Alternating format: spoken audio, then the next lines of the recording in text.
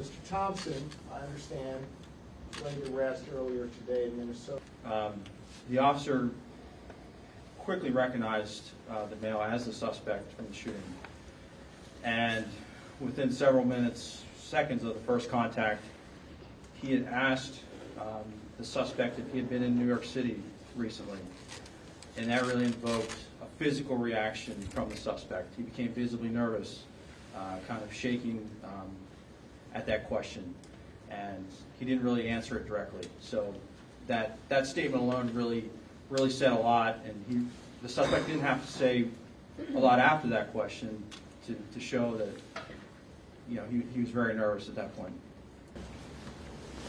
To make him just an avatar, an assistant. We were able to pretty much find where he was at in the restaurant. And as soon as he was wearing a blue medical mask. As soon as we pulled that down, or we asked him to pull it down, me and my partner and I recognized him immediately, just for what we saw in the media, with photos, videos.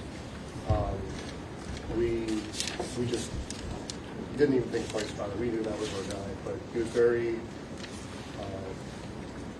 very cooperative with us. Didn't really give us too many issues. It was disliked by many. He was a father. So there are a lot of things that need to be followed up yet in this investigation. Certainly, there were a number of items that were found on his person, in his backpack, that have been inventoried, and we've begun to do an analysis of some of those. There were written documents. There are electronic devices that are in the process of being downloaded. Search warrants are obtained. And so over the next hours and days, those efforts will continue. And we're going to take a closer look at all of the information that we can glean from that regarding his activities up until and during the time of the homicide, his flight from New York. And we know that he has been in Pennsylvania excuse me, for several days. And so part of that investigation will also focus on trying to retrace his steps. We've already identified businesses, for example, that he frequented in this area and activities that he engaged in. That led us to more evidence. In this case, you have the New York Police Department working together with the Altoona Police Department.